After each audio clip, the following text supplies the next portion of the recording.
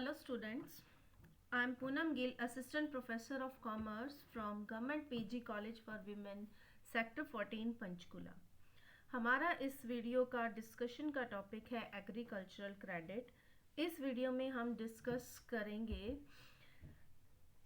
Credit needs of farmers, what is agricultural credit, about हरको bank, commercial banks, regional rural banks, problems of farmers in getting agriculture credit, and what are the suggestions for improvement in rural credit. Another part of this video will contain NABARD, its features and objectives, and functions and achievements of NABARD. NABARD क्या है यहाँ पर?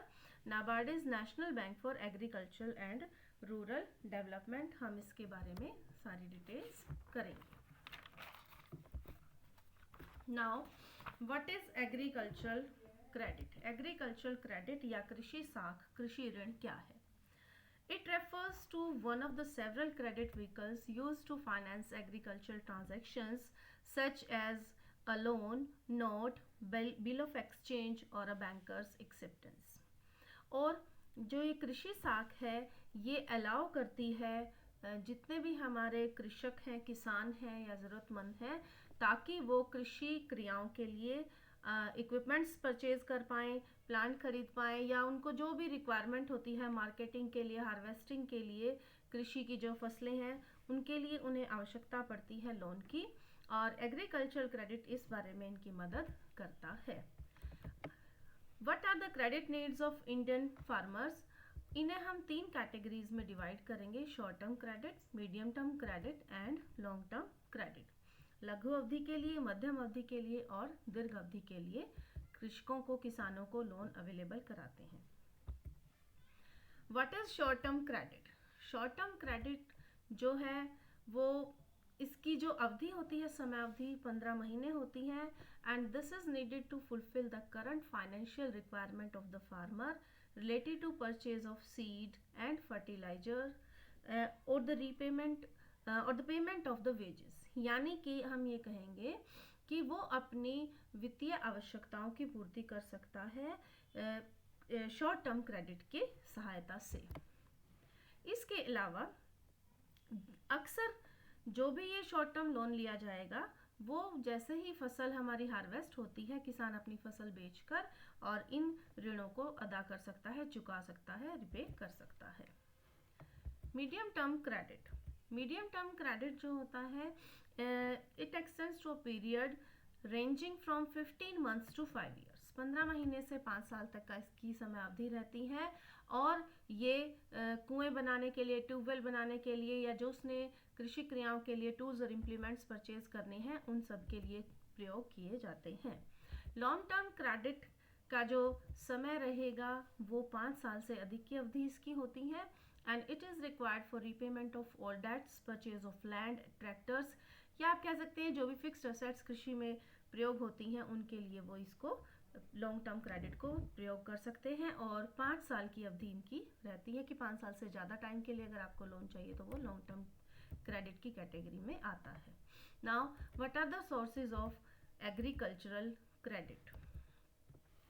Agricultural credit के जो sources होते हैं non institutional sources हैं और इंस्टीट्यूशनल सोर्सेज हैं. नॉन इंस्टीट्यूशनल सोर्सेज में हम क्या क्या शामिल करते हैं, यानी क्रेडिट कहाँ से आपको मिल सकता है? Big landlords, rich farmers, traders who indulge in money lending as a side business, वहाँ से ऋण उपलब्ध हो सकता है. प्लस साथ में जो प्रोफेशनल महाजन्स हैं, साहूकार होते हैं, या आप कह सकते हो कि ऐसे व्यक्ति, ऐसे मनी लैंडर्स जो कि मनी लैंडिंग को अपना फुल टाइम प्रोफेशन बनाते हैं, वहाँ से भी ऋण जो है उपलब्ध कराए जा सकते हैं. इसके अलावा जो हमारे मित्र हैं या संबंधी हैं उनसे भी लोन हम ले सकते हैं, अरेंज किया जा सकता है. These are the non institutional sources. In brief, big landlords, professional mahajans, friends and relatives are non institutional sources of getting rural credit. Now institutional sources में हम किन्हें शामिल करेंगे? इंस्टीट्यूशनल सोर्सेज में मेनली है कोऑपरेटिव क्रेडिट रहेगा. इसमें हमारे जितने भी कमर्शियल बैंक्स हैं, हमारे रीजनल रूरल बैंक्स हैं, इनके अलावा नाबार्ड है, national bank for agriculture and rural development bank, self help groups जो अपनी मदद के लिए बनाए जाते हैं. Graphically we can represent this as shown in this video. Non institutional credit, first is money lender. ये एक बहुत ही महत्वपूर्ण और फेमस सोर्स होता है रूरल पीपल के लिए, क्योंकि ये बहुत ज़्यादा कागजी कार्रवाई इनको नहीं करनी पड़ती जैसा कि बैंकों में करनी पड़ती है. रिच लैंडलॉर्ड्स होते हैं, यानी कि जो कुछ जिनके पास थोड़ा सरप्लस फंड्स होते हैं, वो स्मॉल मार्जिनल फार्मर्स को देते हैं, ऋण उपलब्ध कराते हैं, बट इनका जो ऋण होता है वो बहुत ही हाई रेट ऑफ इंटरेस्ट जो है वो चार्ज किया जाता है इनसे. इसके अलावा ट्रेडर्स एंड कमीशन एजेंट्स हैं, जो कि किसानों को फसल को बंधक रखकर या मॉर्गेज करके, और ब्याज की दर इसमें भी ज़्यादा ही रहेगी. इसके अलावा जो हम अपने मित्रों से, संबंधियों से पैसा ले सकते हैं उधार पर, और अक्सर उनमें ब्याज की अब्सेंस रहेगी, बिना इंटरेस्ट के वो हमें फंड्स प्रोवाइड करते हैं. These are non institutional sources: money lenders, rich landlords, traders and commission agents, relatives and friends. Now, institutional sources में commercial banks. Commercial banks में देखिए, these provide loan for short, medium and long term loans. Regional rural banks. Regional rural banks अक्सर उन areas में open किए जाते हैं जहाँ पर बैंकिंग फैसिलिटीज़ नहीं होती हैं या बहुत ही कम होंगी. इनका जो उद्देश्य रहता है स्मॉल फार्मर को, मार्जिनल फार्मर को लोन प्रोवाइड करना है. Same is the case with cooperative credit societies. ये इंश्योर करते हैं कि टाइमली या समय के साथ साथ धीरे धीरे उनको लोन का फ्लो चलता रहे फार्मर्स को. और कोऑपरेटिव क्रेडिट में ब्याज की दरें जो है वो कमर्शियल बैंक्स के कंपैरिजन में काफ़ी कम रहती हैं. अगर another point is, another source of institutional credit is self-help groups. Credit is given from money collected from members और low rate of interest पर ये दिया जाता है. Now we will discuss about details of these institutional sources of credit. Institutional sources of credit में cooperative credit first part आता है. इनका कोऑपरेटिव जो क्रेडिट स्ट्रक्चर होता है किसी भी स्टेट में, इनका उद्देश्य क्या रहता है कि जो वित्तीय आवश्यकताएं हैं किसानों की, किस बारे में, शॉर्ट टर्म और मीडियम टर्म लोन्स की इनको पूरा ये करते हैं. हरियाणा में 3 tyre rural cooperative structure, credit structure है, जिनमें हरको बैंक जो है वो अपेक्स पर है, शीर्ष स्थान पर रखती हैं. हरको bank works as an apex bank and central cooperative banks and primary agriculture credit societies जो हैं वो ऑपरेटिंग चेन में आती है. यानी हरको बैंक होगा, फिर सेंट्रल कोऑपरेटिव बैंक्स, और उसके बाद पैक्स आता है, प्राइमरी एग्रीकल्चर सोसाइटीज़, जो कि लोकल लेवल पर आपको लोन या क्रेडिट फैसिलिटीज़ अवेलेबल कराती हैं. हरको bank exercises control over the central cooperative banks. हरको बैंक का इन पर नियंत्रण रहता है. हरको bank grant loan to central cooperative banks which in turn lend funds to primary agriculture credit societies. It means हम ये कह सकते हैं कि हरको बैंक एक लिंक क्रिएट करता है सेंट्रल कोऑपरेटिव बैंक और पैक्स के बीच में. Next is details about the हरको bank. Haryana की हम बात कर रहे हैं, तो हरको बैंक के बारे में, Haryana state cooperative apex bank. It came into existence with the reorganization of Punjab state and creation of the new state of Haryana on 1st November 1966. 1 नवंबर 1966 की इसकी स्थापना हुई थी हरको बैंक की. और इसका जो रजिस्ट्रेशन हुआ था वो अम्बाला में रजिस्टर हुआ, और इन हरको बैंक का जो हेडक्वार्टर है वो चंडीगढ़ में है. और ये जो 3 टायर्स हमारा जो लोन का सिस्टम है, क्रेडिट स्ट्रक्चर है, उसमें ये अपेक्स बैंक है, शीर्ष स्थान पर काम करता है हमारे हरियाणा स्टेट में. It was also included in second schedule of RBI act on 4th February 1969. इसे आरबीआई की शेड्यूल में भी आरबीआई में इंक्लूड किया गया है शेड्यूल में. और जब इसकी स्थापना हुई थी, शुरुआत में इसको रजिस्टर किया गया था एज अ सोसाइटी, लेकिन 1994 में इसे आरबीआई से एक लाइसेंस मिल चुका है कि ये अपने बैंकिंग फंक्शंस को भी ऑपरेट कर सकते हैं. It got license from RBI to do banking functions. but all the powers are vested with Registrar of Haryana State Cooperative Society regarding the functioning of this bank. The bank had also been granted a license on 22 November 1991 under Banking Regulation Act 1949. अगर हम हरियाणा की बात करें तो हमारे हरियाणा की अर्थव्यवस्था में हरको बैंक का जो है वो एक बहुत ही महत्वपूर्ण स्थान है और ये हमारे फार्मर्स को रूरल जो आर्टिजन्स हैं, कलाकार हैं, काम करने वाले हैं, हाथ का काम करने वाले हैं और हमारे जो कृषि लेबर है, एग्रीकल्चर लेबर है या एंटरप्रेन्योर्स हैं, इन सभी को फाइनेंस प्रोवाइड करने में या क्रेडिट प्रोवाइड करने में ये मदद करता है स्टेट में भी। और ये लगातार जो है लास्ट 47 ईयर्स से अपनी सर्विसेज दे रहे हैं और इनका जो जुरिस्डिक्शन है वो पूरे हरियाणा में आता है। अपेक्स बैंक रहेगा ये और ये एक लिंक का काम करता है जितने भी हमारी प्राइमरी एग्रीकल्चर क्रेडिट सोसाइटीज़ हैं और सेंट्रल कोऑपरेटिव बैंक्स के बीच में। और इस लिंक की वजह से ही एग्रीकल्चर डेवलपमेंट में काफ़ी प्रोग्रेस मिली है, आसानी से क्रेडिट फैसिलिटीज़ अवेलेबल हो जाती हैं जितने भी हमारे रूरल आर्टिजन्स हैं, एग्रीकल्चर नॉन एग्रीकल्चर लेबर हैं। अब आता है नेक्स्ट टॉपिक की जो दूसरा हमारा हरियाणा स्टेट में कोऑपरेटिव क्रेडिट का जो स्ट्रक्चर है उसमें कि Haryana state cooperative agriculture and rural development bank limited. ये जो बैंक है HSCARDB, इसकी जो स्थापना कह लीजिए या इसे सेटअप किया गया था 1 नवंबर 1966 को ताकि हरियाणा स्टेट के फार्मर्स की, कृषकों की आवश्यकताओं को पूरा किया जा सके।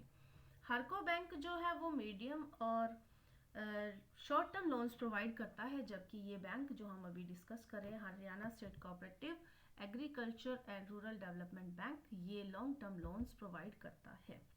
जितने भी ये दीर्घ अवधि के लिए लोन होते हैं ये किन किन पर्पस के लिए प्रोवाइड करता है ये हम अब करेंगे। The bank advances long term loans for the following activities, जिसमें माइनर इरिगेशन के लिए, सिंचाई के लिए, farm mechanisation just like tractor, thresher, combine, harvest and other farming equipments, horticulture और प्लांटेशन के लिए जिसमें मेडिसिनल प्लांट्स भी आ जाते हैं, अदर प्लांट्स हैं, फ्लावरिंग प्लांट्स हैं, उन सब के लिए भी ये हमें प्रोवाइड करता है, और मशरूम के लिए, फार्म फॉरेस्ट्री के लिए, और जितने भी हमारे मेडिसिनल और एरोमेटिक प्लांट्स हैं उन सब के लिए, हॉर्टिकल्चर पर्पस के लिए भी ये हमें लोन प्रोवाइड करते हैं। लैंड डेवलपमेंट में लैंड की लेवलिंग करनी है, एग्रीकल्चर लैंड को खरीदना है, वेस्ट लैंड पड़ा था उसकी डेवलपमेंट की जानी है, उसकी प्रोग्रेस की जानी है, या एग्री ऑर्गेनिक इनपुट्स के लिए भी ये लोन प्रोवाइड करते हैं। अनदर इज एनिमल हस्बेंड्री, जितने भी पशुपालन से संबंधित क्रियाएं हैं उनके लिए भी ये लॉन्ग टर्म लोन्स प्रोवाइड करता है, जैसे कि डेयरी डेवलपमेंट के लिए, पोल्ट्री डेवलपमेंट के लिए, फिशरीज के लिए, गॉट रियरिंग, कैटल शेड्स बनाने के लिए, और ये सब लोन प्रोवाइड किए जाते हैं Haryana state cooperative agriculture and rural development bank के द्वारा। इसके अलावा नॉन फार्म सेक्टर, गैर कृषि क्रियाएं just like we can say small and cottage industries हैं, रूरल हाउसिंग स्कीम्स के लिए हैं, रूरल गोडाउन्स हैं, एग्री बिजनेस सेंटर्स हैं, इन सब के लिए भी लॉन्ग टर्म लोन्स हमारा HSCARDB ये बैंक प्रोवाइड करता है। हरको बैंक में और इस बैंक में क्या हम दो मुख्य जो अंतर कर सकते हैं कि हरको बैंक मीडियम और शॉर्ट टर्म लोन्स प्रोवाइड करता है और HSCARDB जो है वो लॉन्ग टर्म लोन्स कृषि क्रियाओं के लिए और नॉन फार्म सेक्टर के स्मॉल और कॉटेज इंडस्ट्रीज को प्रोवाइड करते हैं। और एग्रीकल्चर क्रेडिट को प्रमोट करने के लिए भी बहुत सारे स्टेप्स ये बैंक उठाता है ताकि डेवलपमेंट हो सके और रिकवरी जो प्रोसेस है वो भी एनहांस हो सके, और बहुत सारे ऐसे इन्होंने मेथड अपनाए हैं ताकि पूरी ओवरऑल रूरल डेवलपमेंट हो पाए। इसके बाद नेक्स्ट है हमारे commercial banks and regional rural banks. जितने भी हमारे कमर्शियल बैंक्स हैं जो आपने नाम अक्सर सुने भी होंगे, स्टेट बैंक्स हैं अलग अलग, हमारे कैनरा बैंक ले लीजिए, पंजाब नेशनल, अदर बैंक्स, जितने भी बैंक्स हैं जो कि अक्सर कमर्शियल पर्पसेस के लिए लोन देते हैं। तो ऐसा रहा है कि पास्ट में इनिशियली जो कमर्शियल बैंक्स थे वो लोन एडवांस करने के लिए, कृषि क्रियाओं के लिए इतना ज़्यादा उनका रोल नहीं था. Initially, commercial banks played a marginal role in advancing rural credit. But after nationalization in 1969, they have expanded their branches to rural areas also, and they have started directly financing to the farmers. अब इन्होंने loan देना शुरू कर दिया है directly, और ये अपनी एक्टिविटीज़ को अब रूरल एरियाज में बढ़ा रहे हैं, इन्हें अपनी फाइनेंसिंग फैसिलिटीज़ दे रहे हैं. नेक्स्ट आता है रीजनल रूरल बैंक्स या आरआरबीज. आरआरबीज जो हैं वो इंडियन शेड्यूल्ड कमर्शियल बैंक्स होती हैं जो कि रीजनल लेवल्स पे अलग अलग स्टेट्स में इंडिया में काम कर रही हैं. अक्सर आरआरबीज को उन एरियाज में खोला जाता है या ऑपरेट किया जाता है जहाँ पर बैंकिंग फैसिलिटीज़ या तो बिल्कुल नहीं है या बहुत ही थोड़ी बैंकिंग फैसिलिटीज़ है. जो हमारे स्मॉल और मार्जिनल फार्मर्स हैं उनको ये बहुत हेल्प करती हैं हर एक स्टेट में. और they have been created with a view of serving primarily the rural areas of India with basic banking and financial services. ये बैंकिंग सर्विसेज भी देते हैं, it means they also accept deposits, और फाइनेंशियल सर्विसेज भी देते हैं, they also extend credit to the rural areas. RRBs may have branches set up for rural operations and their area of operation may include urban areas too. It means जो regional rural banks होते हैं वो urban और rural दोनों areas में operate कर सकते हैं. RRBs जो हैं वो क्या क्या functions करते हैं, perform in general we can say these provide banking facilities to rural and semi-urban areas. इसके अलावा ये बहुत सारे सरकारी जो क्रियाएं होती हैं, गवर्नमेंट ऑपरेशंस हैं, उनको कैरी आउट करते हैं, जैसे कि वेजेस का डिसबर्समेंट करना, मनरेगा वर्कर्स को पेंशन डिस्ट्रीब्यूट करना, या सरकार के ऑपरेशंस को पूरा करने के लिए जो जो क्रियाएं होती हैं वो भी रीजनल रूरल बैंक्स करते हैं. इसके अलावा ये लोकल फैसिलिटीज़ अवेलेबल कराते हैं, डेबिट और क्रेडिट कार्ड इशू करते हैं, मोबाइल बैंकिंग करते हैं, इंटरनेट बैंकिंग की फैसिलिटीज़ भी की जाती हैं. Another source, last source of institutional credit is self-help groups. यानी कि सेल्फ हेल्प, स्वयं की मदद के लिए जो ग्रुप बनाए जाते हैं. सेल्फ हेल्प ग्रुप्स जो होते हैं इन्हें हम कह सकते हैं कि ये हमारा माइक्रो फाइनेंस सर्विसेज प्रोवाइड कराते हैं. Self help group is a possible way of delivering micro finance services to poor populations that have been difficult to reach directly through banks or other institutions. यानी बहुत समस्याएं आती हैं poor population को, क्योंकि उनके पास ना तो बंधक रखने के लिए, मॉर्गेज करने के लिए कोई ऐसी एसेट है, प्रॉपर्टी है, ना ही वो इतना पढ़े लिखे होते हैं कि वो जो कागजी कार्रवाई है, फॉर्मेलिटीज़ हैं या कंडीशंस हैं वो बैंकों द्वारा दी गई वो उसको पूरा नहीं कर पाते और इनको लोन नहीं मिल पाता है. तो सेल्फ हेल्प ग्रुप्स इसी उद्देश्य से बनाए गए थे. Their focus is largely on those rural poor who have no sustainable access to formal banking system. इनका टारगेट ग्रुप क्या रहता है? सेल्फ हेल्प ग्रुप्स में किन को टारगेट किया जाता है, किन की मदद की जाती है? वी कैन से जितने भी हमारे स्मॉल और मार्जिनल फार्मर्स होते हैं, agriculture and non agriculture labour हैं, हमारे आर्टिजन्स हैं जो बहुत ही पुअर हैं. तो सेल्फ हेल्प ग्रुप्स में क्या किया जाता है कि जनरली 10 से 20 मेंबर्स होते हैं. नॉर्मली या usually we can say women जो है वो ज़्यादा इसमें जो लो बैकग्राउंड से है, इकोनॉमिक बैकग्राउंड जिनका लो है, वो अपनी इच्छा से टुगेदर इकट्ठे होंगे. इकट्ठे होकर छोटे छोटी राशि जितना वो दे पाएँ वो कलेक्शन होती है रेगुलर बेसिस पे, और उनके पास जो पूल ऑफ रिसोर्सेज होता है या इकट्ठे जो फंड्स होते हैं, उन इकट्ठे फंड से ज़रूरतमंद की उन्हीं मेंबर्स में से जिसे पैसे की आवश्यकता है उसे जो है क्रेडिट अवेलेबल कराया जाता है. Rate of interest is least, कम से कम बहुत ही थोड़ा रेट ऑफ इंटरेस्ट लिया जाता है, और कुछ केसेस में तो बिना ब्याज के भी उनको पैसा आपस में मिलकर दे दिया जाता है. The group members use collective wisdom and peer pressure to ensure proper end use of credit and timely repayment. कि जितने भी मेंबर्स होंगे वो अपनी बुद्धिमत्ता का प्रयोग करते हुए इकट्ठे मिलकर डिसीजंस लेते हैं कि जितना भी क्रेडिट है उसका उचित प्रयोग होना चाहिए, प्रॉपर एंड यूज होना चाहिए और समय पर भुगतान भी हो जाए।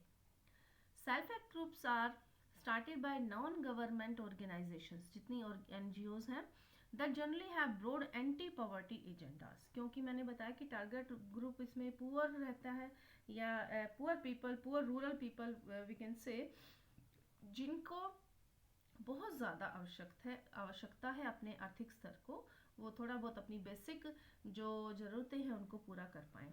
Self help groups are seen as instruments for goals including empowering women, developing leadership abilities among poor and the needy people।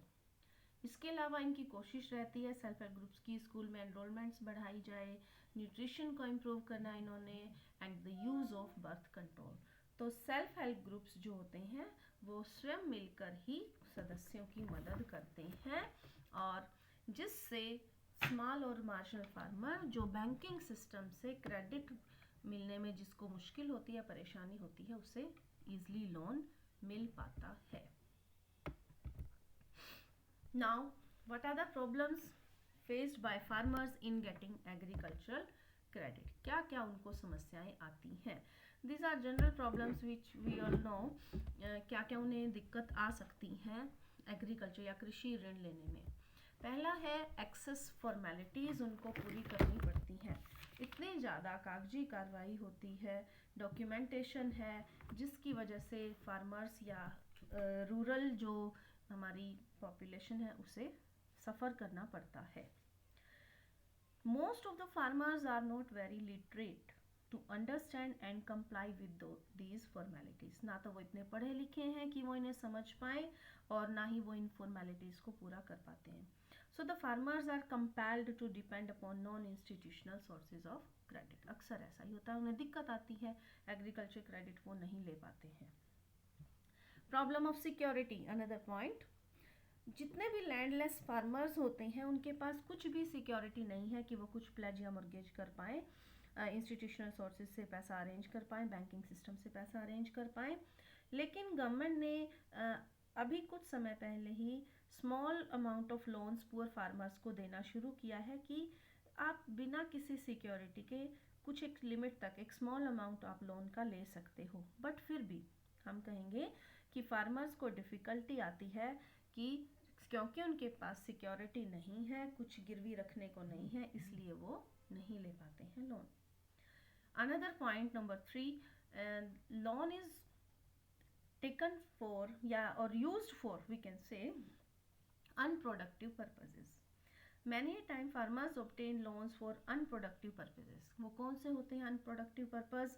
Means ऐसा जो आपने लोन लिया रूरल पीपल ने या फार्मर ने, वो लोन को अगर वो प्रोडक्टिव पर्पस में लगाता है तो उससे कुछ इनकम जनरेट होगी तो वो आराम से अपनी किश्तें चुका पाएंगे, लोन को रीपे कर पाएंगे। लेकिन अगर वही लोन, वही पैसा जो उन्होंने अरेंज तो कर लिया, लेकिन वो किसी फैमिली फंक्शन में यूज़ हो गया, मैरिज में यूज़ हो जाता है, किसी बीमारी में लग जाता है पैसा, किसी कोर्ट केस में लग जाता है, तो ऐसे में क्या होगा? Such loans do not add income to the farmers, और इस वजह से भी उन्हें डिफ़िकल्टी लगती है, महसूस होती है कि वो लोन्स को रीपे नहीं कर पा रहे हैं और वो डेट ट्रैप में, ऋण के जाल में फंस जाते हैं। तो अनप्रोडक्टिव पर्पस के लिए अगर वो लोन यूज़ हो जाएगा, they will not be capable of repaying that debt और लोन और credit. Poor recovery of agriculture credit, ऐसा पाया गया है, अगर हम स्पेशली हरियाणा की बात करें, कि एग्रीकल्चर क्रेडिट डिसबर्स तो हो जाता है, कृषक लोन ले लेते हैं, किसान लोन ले लेते हैं, लेकिन रिकवरी नहीं हो पाती है। और ये पाया गया है कि लगभग 40 से 42% जो लोन होता है वो अनरिकवर्ड रह जाता है। मीन्स रिकवरी नहीं हो पाती है, वो इतने पढ़े लिखे नहीं हैं, वो अवेयर नहीं है इस बारे में। Less credit to poor farmers, कि जितने भी पुअर फार्मर होते हैं उनको, मार्जिनल फार्मर जिनके पास बिल्कुल भी ज़मीन जायदाद नहीं है, प्रॉपर्टी नहीं है, उनको अक्सर बहुत ही थोड़ा लोन मिलता है जो उनकी सभी आवश्यकताओं को पूरा नहीं कर पाता है और उनकी आर्थिक स्थिति वैसी ही रह जाती है। इनएडिक्वेट अमाउंट ऑफ लोन, जो मैंने अभी डिस्कस किया कि इनसफिशिएंट होता है to meet all aspects of agricultural operations, तो इस वजह से भी उनको समस्याएं आती हैं और वो डेट ट्रैप में फिर से फंसता चला जाता है। अनसर्टेनिटी ऑफ रीफंडिंग, जब भी हम किसान की बात करते हैं या कृषि की बात करते हैं तो कृषि में अनिश्चितताएं बहुत ही पाई जाती हैं और फार्मर्स की इनकम जो है वो अनसर्टेन होती है, क्योंकि ये डिपेंड करती है जो हमारी प्राकृतिक तत्व हैं या नेचुरल फैक्टर्स हैं, जैसे कि क्लाइमेटिक कंडीशंस हैं, कितना रेनफॉल हुआ, कहीं कहीं पर बाढ़ आ जाती है, कभी सूखा आ जाता है। Because of all these natural calamities conditions, the situation of the farmer ruin हो जाती है, बिल्कुल ही वर्स हो जाती है उनकी condition, and they have poor repaying capacity, and due to that credit agencies become very conscious in granting loan to these people. उन्हें भी लगता है कि हमारी नॉन परफॉर्मिंग असेट्स बढ़ रही हैं, तो वो पैसा उनको लोन नहीं देते हैं या इनएडिक्वेट दिया जाता है, क्योंकि अनसर्टेनिटी है कि पैसा वापस आएगा या नहीं। इनएडिक्वेट इंस्टीट्यूशनल क्रेडिट फैसिलिटीज, अगर हम इंस्टीट्यूशंस की बात करें, जो हमारी पैक्स होती हैं, प्राइमरी एग्रीकल्चर क्रेडिट सोसाइटीज़ हैं, लैंड डेवलपमेंट बैंक्स हैं, कमर्शियल बैंक्स हैं, इन्होंने अभी भी हमारी जो एंटायर रूरल पॉपुलेशन है, ग्रामीण क्षेत्रों में रहने वाली जो जनसंख्या है, सभी को कवर नहीं हुआ है, या आप कह सकते हो कि जितनी डिमांड है लोन्स के लिए, इंस्टीट्यूशनल क्रेडिट उतनी सप्लाई लोन्स की या फंड्स की नहीं कर पाते हैं। ये अपर्याप्त है, सभी रूरल पॉपुलेशन के लिए ये आवश्यकताओं को पूरी नहीं कर पाते हैं। Then it means there are so many problems which the farmers are facing in getting agricultural credit. Now, what are the suggestions? कि स्थिति तो ये है, समस्याएं आ रही हैं, बट इनको कैसे हम इम्प्रूव कर सकते हैं, क्या इसका कोई रास्ता है हमारे पास? तो फर्स्ट पॉइंट आता है differential rate of interest. It means कि दो तरह की कैटेगरीज से कि कुछ हैं स्मॉल फार्मर्स, मार्जिनल फार्मर्स हैं, लैंडलेस हैं और लेबर्स वगैरह, और कुछ ऐसे हैं जिनके पास थोड़ी बहुत ज़मीन है, तो differential rate of interest charge होना चाहिए। Small and marginal farmers should be granted loan at lower rate of interest than big farmers. तो बिग फार्मर से ब्याज नॉर्मल जो रेट होता है वो ले लिया जाए, और स्मॉल मार्जिनल्स को थोड़ा सा और सस्ता इनके लिए लोन होना चाहिए, ताकि इनकी कंडीशंस को सुधारा जा सके, क्योंकि उन्हें बहुत सारे पर्पस, आप कह सकते हो कि अगर एग्रीकल्चर इनपुट खरीदना है, खाद बीज लेना है, या बेसिक एग्रीकल्चर एक्टिविटीज़ के लिए उसे लोन चाहिए, the rate of interest should be minimum possible. तो डिफरेंस हो जाएगा अगर, तो इसमें गरीब जो मार्जिनल किसान है, पुअर हैं जो, उनकी मदद हो पाएगी। Another point is strengthening cooperative credit societies जो होती हैं हमारी, उनको स्ट्रेंथ देना है, उन्हें ज़्यादा एफिशिएंट बनाया जाए, यूज़फुल बनाया जाए, और इन सोसाइटीज़ को मल्टीपर्पज़ कोऑपरेटिव सोसाइटीज़ बनाया जाए, इनकी फंडिंग की जाए सरकार के द्वारा, इनकी मॉनिटरिंग का होना ज़रूरी है। जब इनको स्ट्रेंथ मिलेगी, further they will provide credit and loan facilities to the small and marginal farmers also, to all the rural population, और इससे जो हमारे किसान हैं उनकी इकोनॉमिक कंडीशंस जो है वो सुधरेंगी और हमारा रूरल डेवलपमेंट हो पाएगा। सिंपल प्रोसीजर कि जितनी भी फॉर्मेलिटीज़ होती हैं लोन लेने के लिए, इंस्टीट्यूशनल एजेंसीज या बैंक्स जो क्लेम करते हैं कि हमें ये फॉर्मेलिटीज़ पूरी करके आप दें, उन फॉर्मेलिटीज़ को मिनिमाइज किया जाए और आसान बनाया जाए, ताकि इससे इस सिंप्लिसिटी होने के साथ साथ हर एक व्यक्ति जिसे लोन नहीं मिल पाता है, उसे भी लोन की जो सुविधा है वो प्राप्त हो जाए।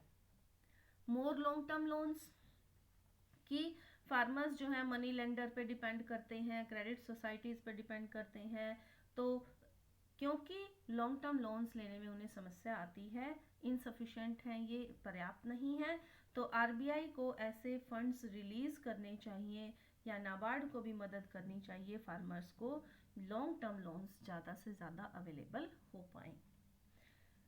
Setting up of credit guarantee institute, credit guarantee scheme जो है वो स्टार्ट हो जानी चाहिए जैसा कि अमेरिका में पहले से है, ताकि कुछ गारंटी दी जाए on behalf of farmers for grant of loans. इससे क्या होगा कि जितने भी बैंक्स हैं या हमारा इंस्टीट्यूशंस हैं जो क्रेडिट प्रोवाइड करती हैं वो आसानी से और इजी टर्म्स पर लोन प्रोवाइड कर पाएंगे।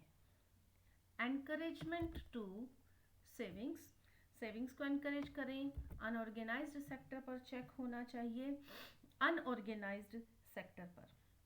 अब अनऑर्गेनाइज सेक्टर में कौन आते हैं, जितने भी हमारे साहूकार महाजन हैं या मनी लेंडर्स होते हैं, वो क्या एक्टिविटीज़ कर रहे हैं, क्या वो इस श्रमिक का या उस किसान का या उस रूरल पॉपुलेशन का कहीं वो शोषण तो नहीं कर रहे हैं।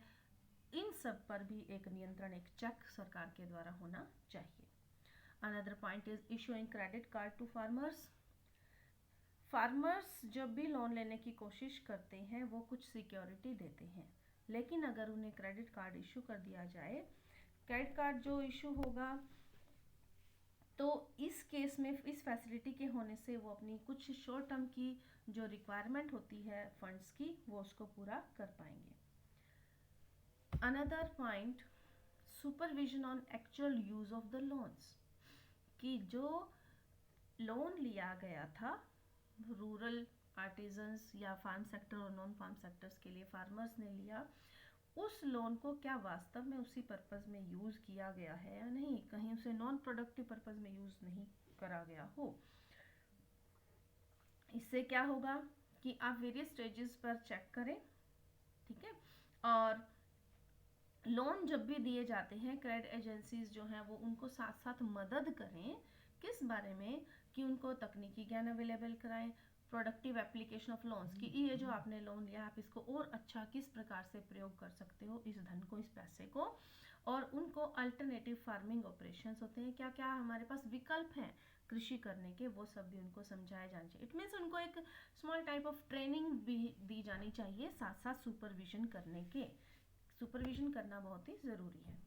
इंटरमीडियरीज है जो वो कम से कम होने चाहिए। मिडल मैन होता है जो, यानी एक व्यक्ति लोन लेने वाला है, एक संस्था लोन देने वाली है, उनके बीच में मध्यस्थ जो है वो जितने ज़्यादा होंगे उतना ही कमीशन बढ़ेगा, लोन महंगी दर पर उनको अवेलेबल हो पाएगा। तो कोशिश क्या की जानी चाहिए कि डिफरेंट जो क्रेडिट एजेंसीज हैं, क्रेडिट प्रोवाइडिंग इंस्टीट्यूशंस हैं और बोरोवर्स हैं, उनके बीच में मिडल मैन कम से कम हो या एलिमिनेट हो जाए। And providing loan for consumption purposes also. In addition to loans for production, marginal farmers should also be provided loans for consumption purposes. ठीक है कि कंजम्पशन पर्पज़ के लिए लोन्स इतने डिज़ायरेबल नहीं होते हैं, लेकिन जो बहुत मार्जिनल जो फार्मर है, बहुत ही गरीब किसान हैं, उनके लिए जो ये उपभोक्ता ऋण होते हैं इनका बहुत ही महत्व है और इनकी आर्थिक स्थिति को थोड़ा सुधारने के लिए कुछ छोटी सी शर्तों के आधार पर कंजम्पशन पर्पस के लिए भी ऋण उपलब्ध होने चाहिए। इसके अलावा loan in kind also in the form of fertiliser, seeds, agriculture tool, यानी इनकी लोन कैश में ना देकर या खाते में पैसे डालकर ही ना हो, उन्हें फर्टिलाइजर के रूप में लोन, बीज खाद वगैरह के रूप में लोन है, या कृषि के जो इक्विपमेंट्स होते हैं, उपकरण हैं, उनके बारे में भी लोन फैसिलिटी जो है वो दी जानी चाहिए। लोन जो है वो अगर हम इन काइंड देंगे तो इससे लोन का मिसयूज़ नहीं हो पाएगा, जो कुछ फार्मर्स मिसयूज़ कर लेते हैं। इसके अलावा कोऑर्डिनेशन होना चाहिए अलग अलग जो हमारी क्रेडिट इंस्टीट्यूशंस हैं उनके बीच में, कि लोन किस किस पर्पज़ के लिए दिया जाए। हो सकता है कि किसी एरिया में सरप्लस फंड्स हों, कहीं पर बहुत ज़्यादा ज़रूरत हो, तो ऐसे केस में क्रेडिट इंस्टीट्यूशंस को आपस में कोऑर्डिनेशन, समन्वय स्थापित करना चाहिए और मिलजुल कर हर एक एरिया की आवश्यकता के अनुसार लोन्स जो हैं वो डिसबर्स होने चाहिए, ऋण दिए जाने चाहिए।